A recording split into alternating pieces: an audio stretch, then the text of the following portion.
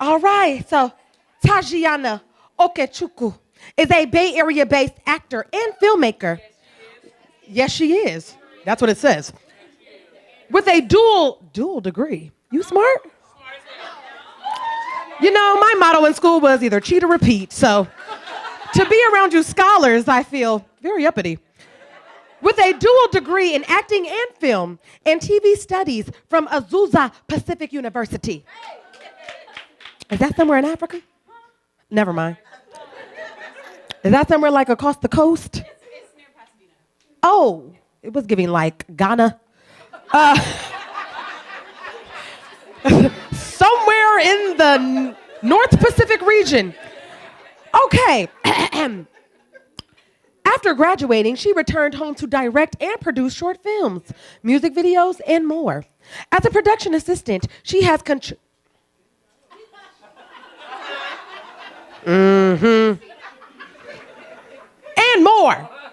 As a production assistant, she has contributed to commercials and films by major studios like Amazon.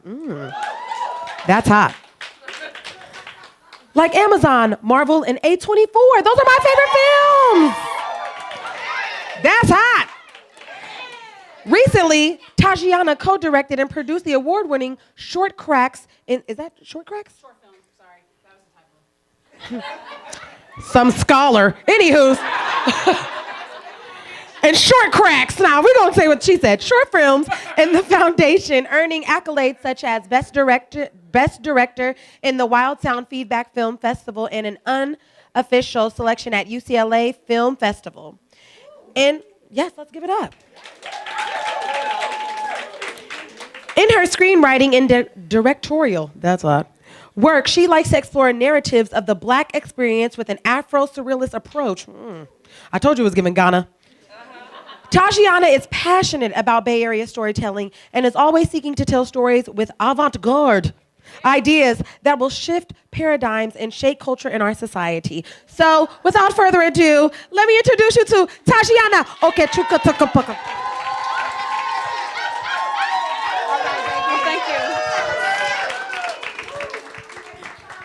Wait, my questions.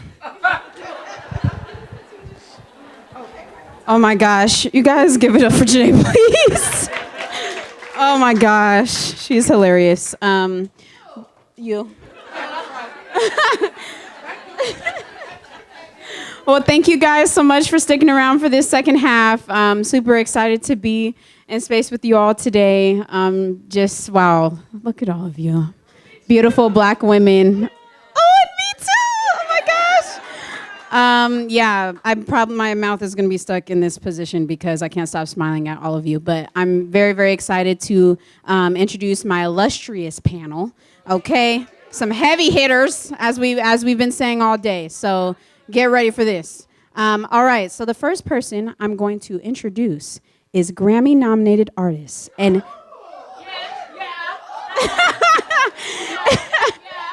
And Kenneth Reinin Theater Fellow Ryan Nicole Austin.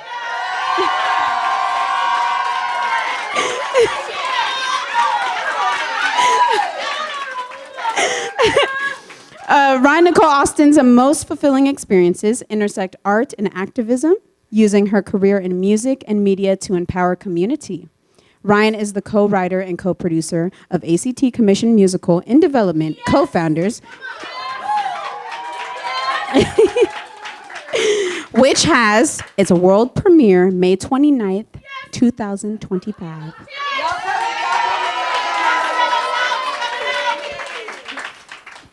She is engaged with several ongoing film, TV, and theater productions, both as an actress and as a writer. Ryan is a proud mother and wife and resides in our hometown of Oakland, California. You guys give it up for Ryan. Give it up for Ryan. All right. Next panelist, Maurisha Allen. Risha is an entrepreneur with the majority of her work in the beauty industry and a creator with multiple forms of art. She is the owner of Live in Color Studio, a nail salon and creative hub for everyday people. In her 8-year career, Maurisha has created and assisted in multiple projects, including serving as a lead manicurist for New York Fashion Week. I didn't even know that. Oh my gosh. And more recently, producing films, events, and brands. Give it up for Risha, you guys. All right, next panelist, Nia Dorsey. Nia is a new Bay Area-based fashion model with a moderate background, education, and photography. Her model, yeah, go ahead, yeah. Her model work includes working with Inner Sense Hair Care, Oso Curly Hair Care, and MC The Label. Yeah. She is currently working for NBC, Comcast, and Xfinity in account management, while dually pursuing her undergraduate business marketing degree in both French and computer science minors.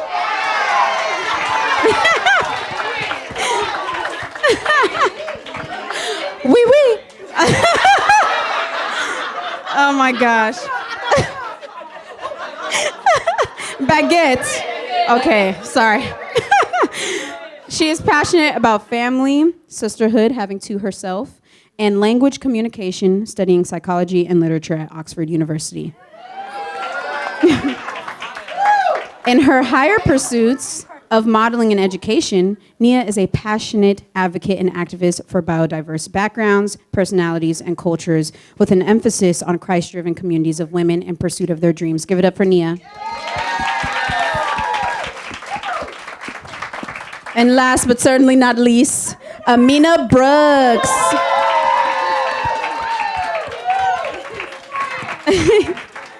Amina is the co-founder and CEO of Trap Art.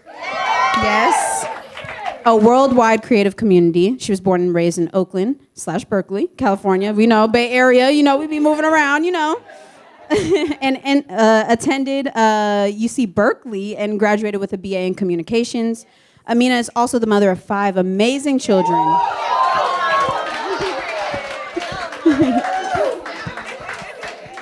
And a direct quote, "The world needs art, and it's our job as a community to keep artists motivated and supported." Give it up for this wonderful panel.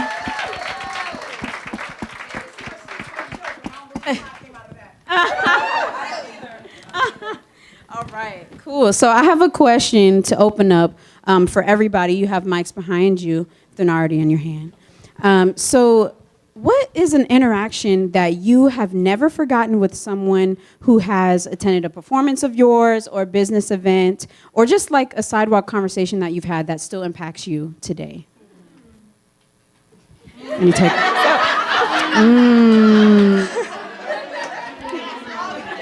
Can you guys hear me? Okay. Is it on? No, it's on. Okay. I just want to disclaim, I lost my voice, but I was going to be here. So I am here. And, but yeah, so a little bit about Trap Art. So my husband, Jesse, and I started it back in 2013, and we started it locally, and it was really organic how we started it. We were already throwing events, and we knew a couple artists, and they were like, "Can we put our art in the party?" And we were like, "Yeah." And there was a girl who was a dancer, and she was pregnant. She couldn't make money from dancing anymore, and she said, "Oh, can I body paint people? Like if people want to have like little embellishment on their body when they come to the event, just to make some extra cash." We're like, "Yeah, that's dope." So we had a couple artists. We had the girl doing the body painting. We bought some canvases and some art supplies and let people paint themselves, like paint, at the party themselves. And so it just organically happened. So some time passes, we decide we can take this to other cities. So when we first went to Atlanta about 3 years later, I'd never been to Atlanta before, was really excited about it. I'd heard all about Atlanta being like the Black Mecca for everything. And so we had the event. It was lovely. And so for anyone who hasn't been to Trap Art, what it would consist of is you come inside and there's just lots of art, like canvases, clothing that people have all created, jewelry, pretty much anything you could think of. I've seen things I've never seen before at Trap Art. It amazes me every time.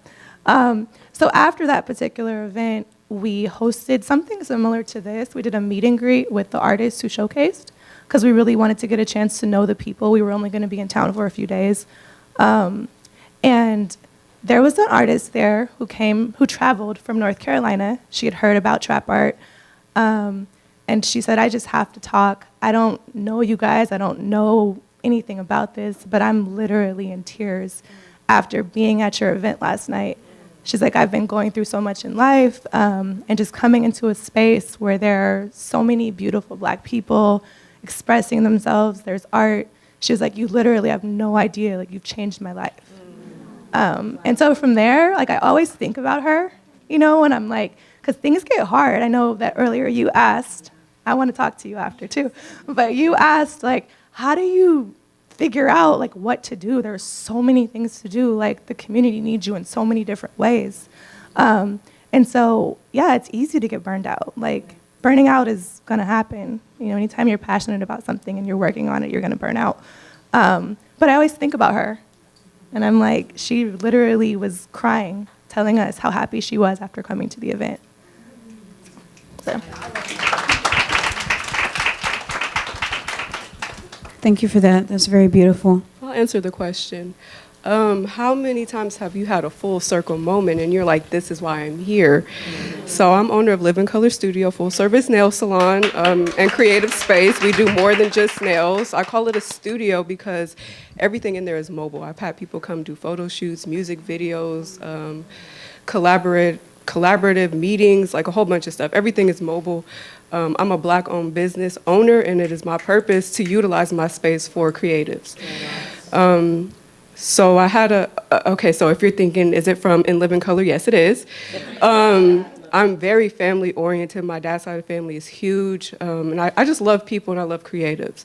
I had a client come in one day and she gave me a contract and she seen one of my other clients and they knew each other. And so she goes, you're the perfect person for this. I have a contract for you. And the client goes, is it for me or for my business? Whatever you want it for, I need you. She was in education. She said, I need you and you need me. Let's do this. And I just looked over and I was like, wow, I'm here. Yeah. And that was something that always stuck with me because I think then I was about 2 years in and I was just doing stuff. I'm a nail artist. I got this space. I'm just doing it. But when she said that, I was like, this is family. This is home. This is a hub. This is why I'm here. So people can come and connect outside of the beauty industry. And so that was something that really stuck with me.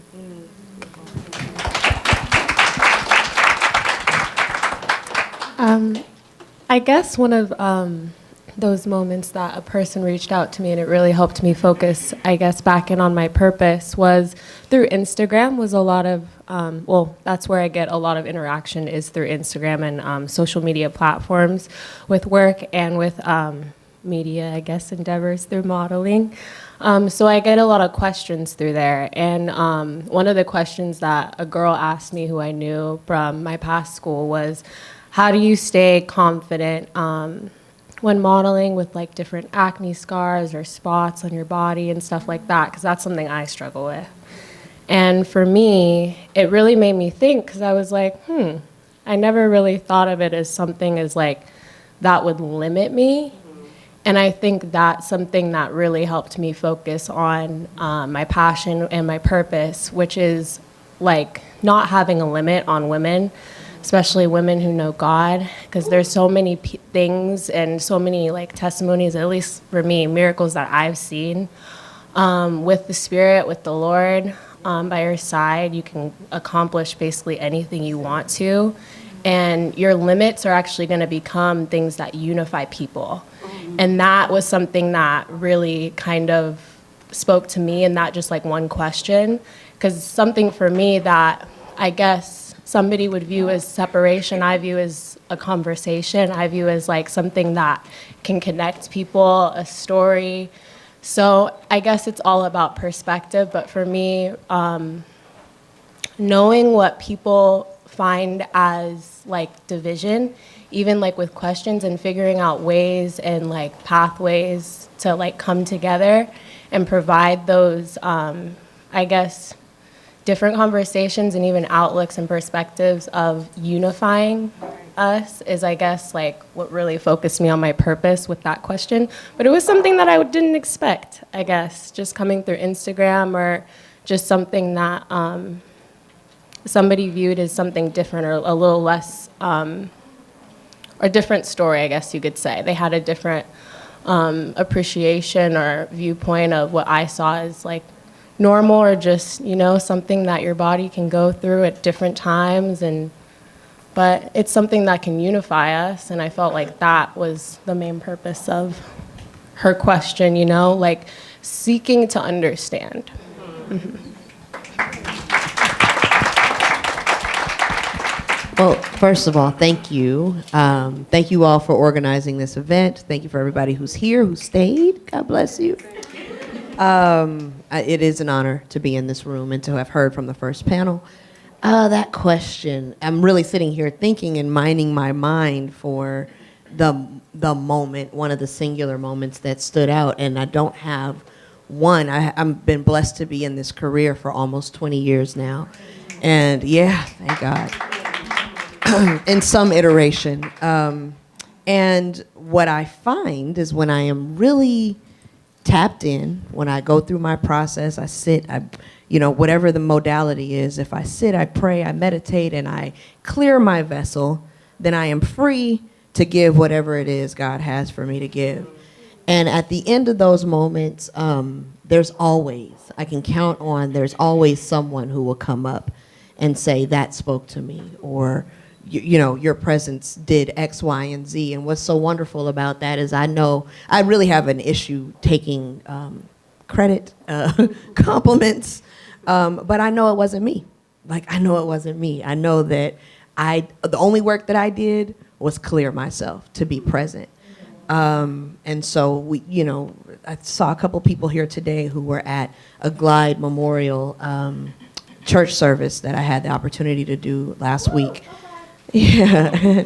And, it was one of those moments where I was extremely nervous, but again, I knew I could surrender, clear my vessel, and at the end, I had people come up and give good word. And so what that does for me is affirm that it's never been about me. It never has been, it never will be about me. The only work that I'm required to do is clear myself, get myself out of the way. Thank you, guys. That's so real. I feel like also as Black women specifically, learning how to receive compliments, speak to myself too. So yeah, that's amazing. Thank you for that. So my first question is for Risha. So not only do you have a background in graphic design, and you're also a poet, but you also, of course, as we've said, she don't want me to put that on blast, but I'm encouraging her. You, of course, also own the one and only Live in Color studio in Castro Valley, this full-service nail salon we've been talking about. And so I myself have been a client at the studio, and I've just been so happy to see a Black woman-owned nail studio open up in the Bay Area. Please go support. So you've been doing nails for several years as a hobby before you turned it into a career. So I was wondering for you, can you share any advice with the ladies in the audience who want to start their own brick and mortar business? Because you got physical space. Let me tell y'all, first of all, when I got this space, I was playing, okay? I didn't know what I was doing. I was signing paperwork, looking at, oh, this is nice. And then, next thing you know, she handed me the keys, and I was like, what? This is mine? But prior to that, I think during COVID, I was just daydreaming. And I wrote down, if I ever have my own space, I had an old nail tech friend tell me one time, Risha, you're a manager for real. And truth be told, I'm really an introvert. So I'm like, manage who and do what? So I was just daydreaming one day. I want a space to look like this. And I was writing it down, y'all. So I want a room back here. And I want 4 stations. And I need parking. That's why I'm not in Oakland, so don't bash me. But I need parking. I need this. I need that. When I tell y'all this place that I'm in is 80% of what I asked for, I thought it. And so if you, not only did I think it, but I was told when I started doing nails that I was needed, and I didn't think I was because I didn't have the capacity to know that. But if you know that you are needed and you have a thought, it's yours. Somebody needs you. That thought is placed in your mind for a reason. You need a brick and mortar. With that being said, do your research. It is very important. Be consistent with yourself and be patient with yourself. Every how can I say this? Every state, every city, every county has different rules and regulations. And what I battled with most is not having, excuse me, let me retract that. I had a mentor, but I had no idea where I was going. So find yourself a mentor, ask questions. Like I said, when I got in there, I was playing around. But when she gave me that contract, I said, hold on now. I have questions. How long do I have to be here? What can and can I do? What's needed of me? You would think, oh, you just, you have to have one license, and then the county will tell you otherwise. And then the state will come in and tell you, you need to do this and do that. And but before you know it, you're out $20-something, and then your passion is like you're lost in the sauce. So do your research before you open this brick and mortar. But again, like I said, if you thought it, and if you're needed in the community, just do it. Nike has the best, what I was telling you, Nike has the best quote, just do it.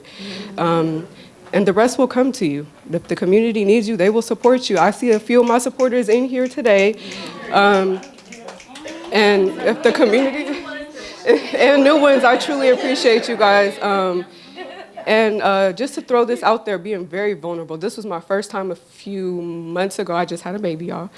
So thank you, my first one. A few months ago, I had to be vulnerable, and I had to tell my community, I need help. Like, I thought I had this brick and mortar is here, and a lot of people reached out to me, and they're like, no, you're still needed. You ain't going nowhere. So again, if you have this thought, and if you're needed, the brick and mortar is yours. You just have to do the research, take your time, be patient with yourself, and yeah. Awesome, thank you. Thank you. Yeah, I just want to echo that, because I think it is so important, especially with Bay Area businesses, that we stay Black and we stay in the Bay. And so please support Risha and donate. Come by the salon, get your nails done, run up the views on our commercial that we produced Shout for her out business. Tajianna. Yes, so. Oh, can I add one more note? I always tell people, if you don't come to me in particular to get your nails done, that's okay. I know multiple Black nail techs. So if you're like, Risha, I'm not in Castro Valley, I'm not driving that far, Risha, I don't like your style, that's fine. I know other people. I want us to support people that care about you. So if you're just, can you refer me to somebody in this way, then yes, I would gladly do that. Okay? Perfect. You're welcome. All right, so my second question is for Nia. As you can see, Nia embodies creativity head to toe. So she is one of my dear college friends from Azusa, Pacific University, Ghana. It's a private white Christian school. Anyway, but I'm so happy that we found each other back here at home in the Bay. Yeah. So amazing to meet someone, outside of the Bay, and then, reconvene. And so you're now signed with IMD Models and Talent Agency. And you've also been in your content bag too. So now we all know imposter syndrome is real. So I'm curious for you, what inner dialogue do you have with yourself when booking these modeling gigs and brand sponsorships with these big names? What conversation are you having with yourself? It's hard, especially when everyone you're going, I guess you could say, up against for these different jobs are equally as talented, beautiful, just have a lot of experience, I would say what separates me specifically, and this is just something that I try to do with every job, is give it my all, one, and that comes with learning first, being a learner first. And when I give my all, it means with the ups and downs, take everything and learn from everything. So that's first. Lead with love and compassion. So just make sure that I'm representing who I want to be, and usually that represents who I want to work with. And honestly, connecting and staying true to myself in my passions and what I do has led me to the right people. And then I guess the third thing would have to be know your purpose. So if you don't know why you're doing it, you probably don't need to do it. So that's the third thing. So leading with love, learning, and knowing your purpose really separates you from everybody else. It's what's going to separate you as an individual, you know? And so really knowing those things has helped me along the way, is what I'll say. Awesome. Thank you. All right, so on to Amina, my beloved cousin, who I've watched grow her business since I was a teenager. I'm just so proud of you. As we've said, co-founder and CEO of Trap Art, worldwide nightlife, arts-based business. Very important for us to have that. You've been building community for emerging artists in the Bay through events, workshops, and the like. What is something no one told you about starting your own business that you discovered along the way? Yes. So when you sent that question, Jessica and I were talking about it. Jesse's my husband and my partner. He loves her. He loves her now, gone. He loves her now. Thank you today. Yes. So it's interesting because there were two of us, and we were together. We didn't really talk to anybody about what we were doing. We just did it, right? But the way that I will answer that question, Tajianna, so I think that there was, especially in the event space, there's this notion that you have to like spend a lot of money to have an event. And even when you start reaching out to venues, like I would say like 90% of them are a no. And you don't have to go with that. You know, they're gonna tell you, yeah, we need you to pay, $7,000, and the people need to consume, $10,000 in bar sales. And so as someone who's new, you might think, oh, well, if I wanna have this event, I'm gonna have to do that. But that's not true, And so I think, and that's where the burnout comes, and people can start and will have to stop immediately because they're like, well, now I'm in debt, I don't have any money. So I can't do this for my community because I literally don't have any resources, right? So it's about finding spaces that understand and appreciate what you're doing, right? I have literally found spaces in like all over the world, all over the United States that are like, you can come in here for free and do this event, and we will make our money how we make our money from our food and drinks. I don't want to touch your door sales. But you don't know that, from the first place you call or the first 20 places you call, right? So it's just about finding people that see the value in what you're doing and the importance of what you're doing and are aligned with you, because everybody's not aligned with you. And I think a lot of times we want something so bad, like you might see a space and you're like, oh, it would be so cool to have my event in this space. But if the people who are running that space are only looking at money and they're not looking at the value of what you offer and the impact you're gonna have beyond just that night, that's not the space for you, right? So sometimes it's like letting go of that notion of like, it would be so cool to like, I could see it all in here. It's like, see it somewhere else. It's not gonna happen here. It's not gonna happen here.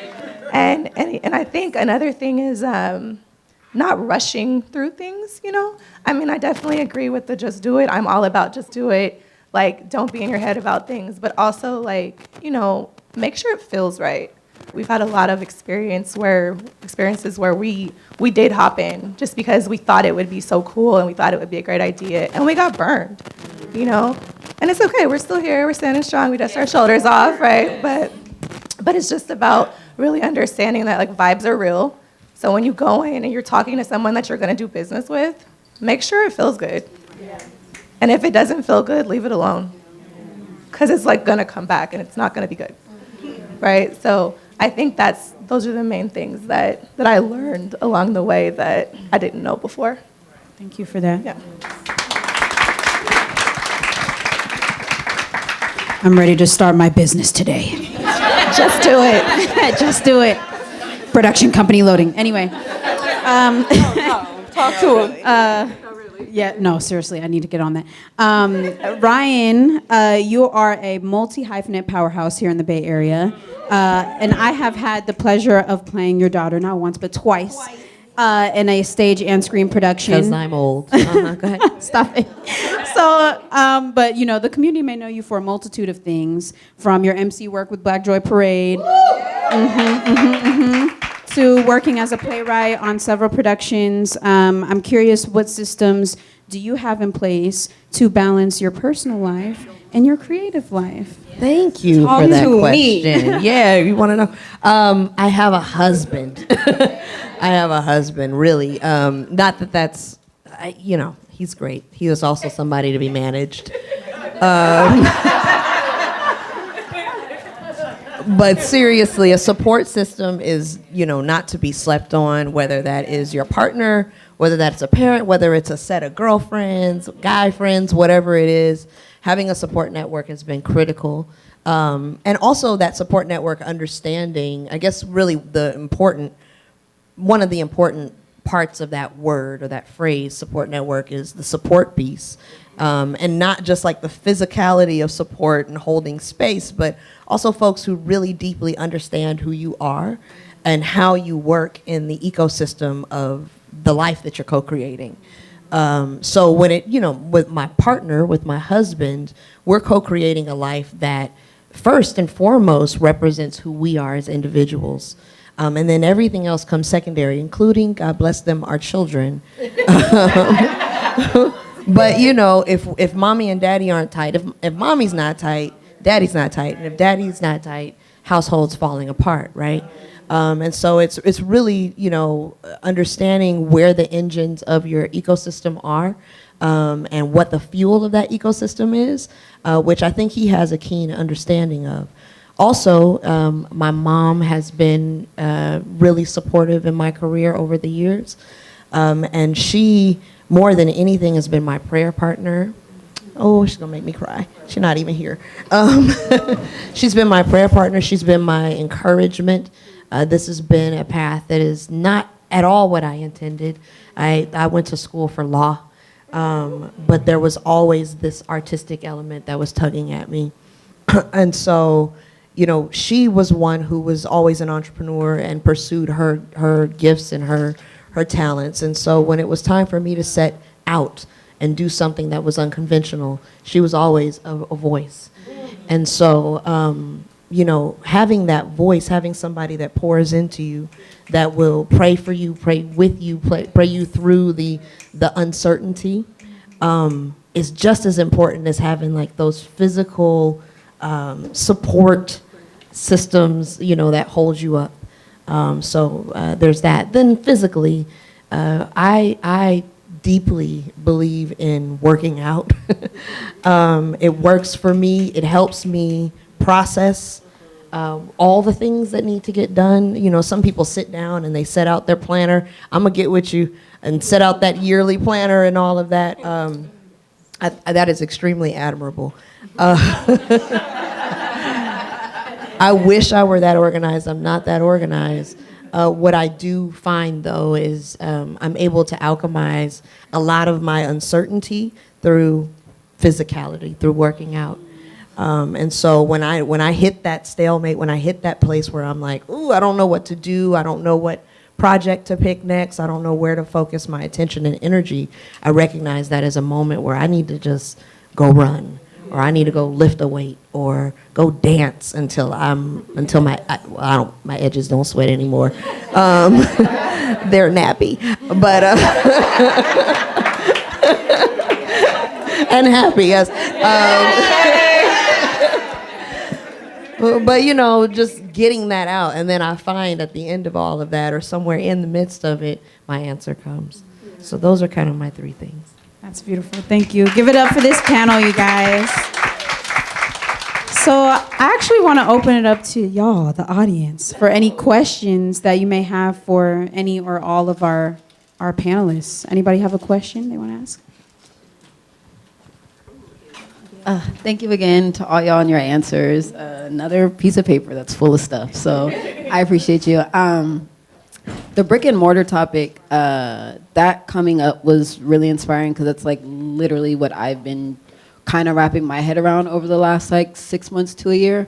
As I mentioned earlier, I'm in Austin, and it's a very event heavy space, but it's also a very tech and white run space. And so a lot of these venues, even if they do offer the free space, it's usually because they're trying to, look like they support some of the things that I'm bringing, and they don't always. And so that's kind of why I want my own spaces, because I'm tired of either having to compromise some of the things that I'm doing, or like, even if the space is cool, work with people that I just don't like morally feel aligned with or whatever.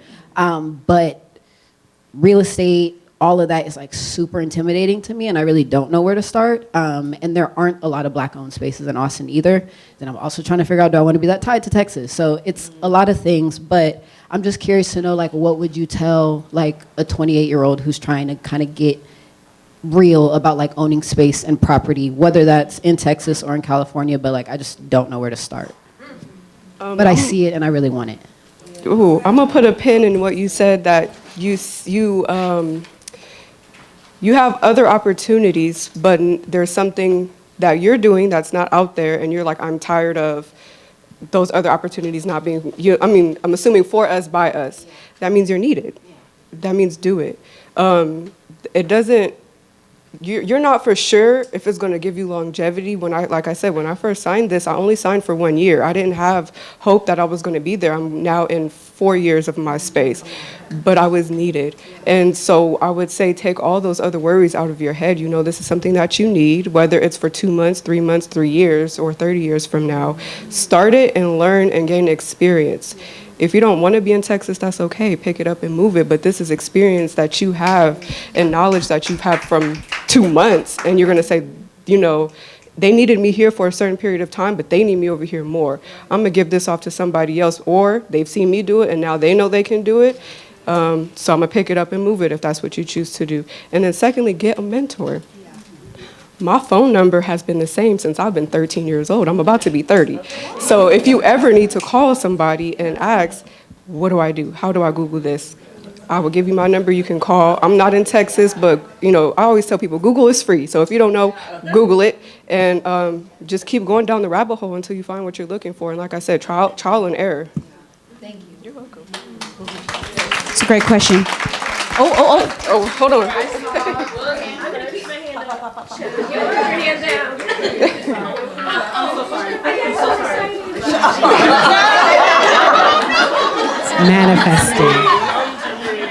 Manifesting the mic.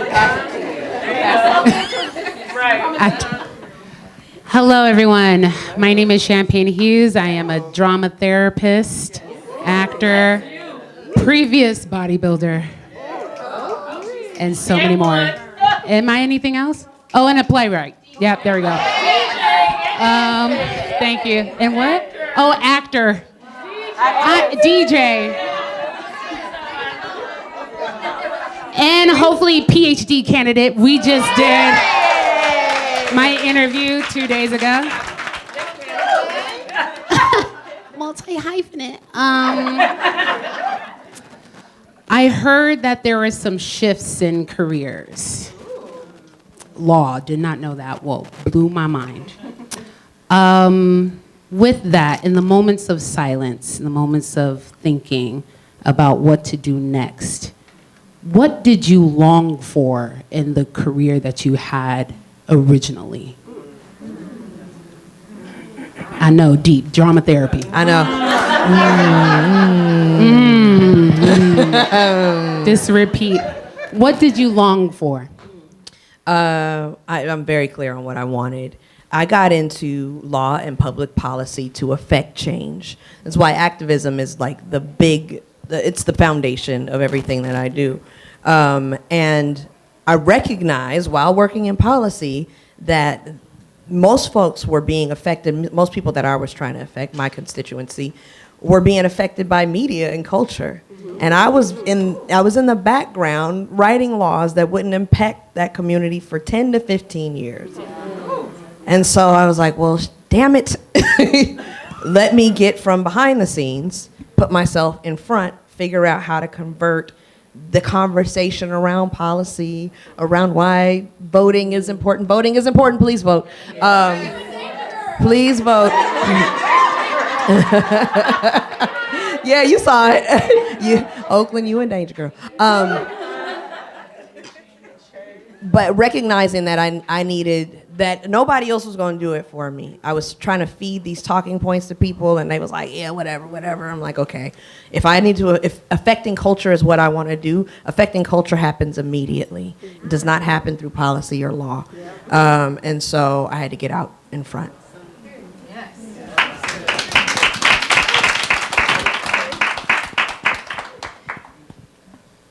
Well, I went from graphic design to nail artist. You would think it's the same thing, but I was sitting behind a computer, and I'm a very shy individual. So one day I'm like, I'm tired of not being able to talk to people. So I'm gonna give me a job where I could talk all day, every day, and that's what changed me from careers. Yeah.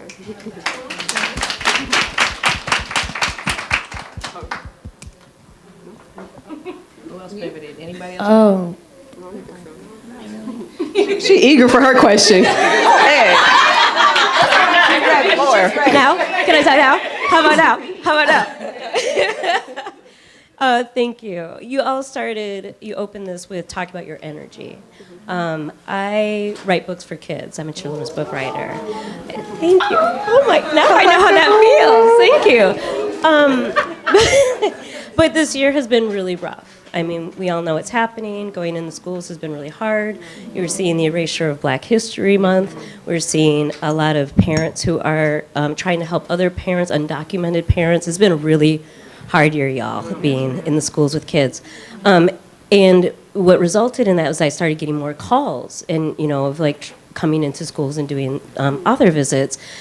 But I also in 2024 learned how to set boundaries, but it's for the babies. And so I want, you got to be there for the babies, but you also have to protect your energy. And so my question for you is what are ways that you find that you can protect your energy? Because there's always artists who are going to need and want help. Mm-hmm. There are always people who are going to come and say I need something from you, and you're going to want to give it to them. But how do you say no in a way that feels good to you, protects your energy, but knows that you're still participating in your community? Yeah, I think I have an answer. Yeah, you're right. There are always people that need something, that want something, that have something going on, right? So I think in the beginning, I didn't really have too many boundaries. Everybody had my phone number.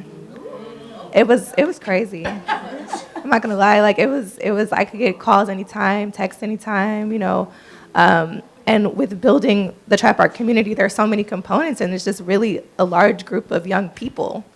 So with that comes what all can just imagine, right? So you think of it, we've had it.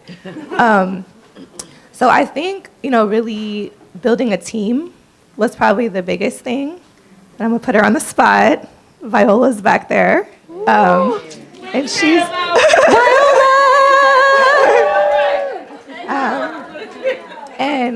And so having people like Viola and she was the first person really.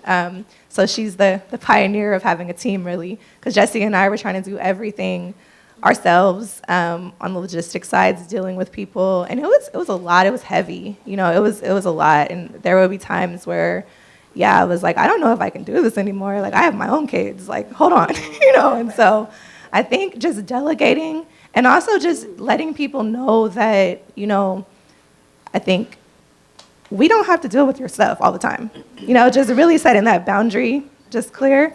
I can try as hard as I can, but I need you to understand that a lot of this that I'm doing, the community building, I'm not getting paid for this. This is my time and energy, and I love this community, and I will pour into it, but I'm also a human being. So don't bring me all your trash. I'm not a garbage man. I can't take out all your trash. I can't sort through it.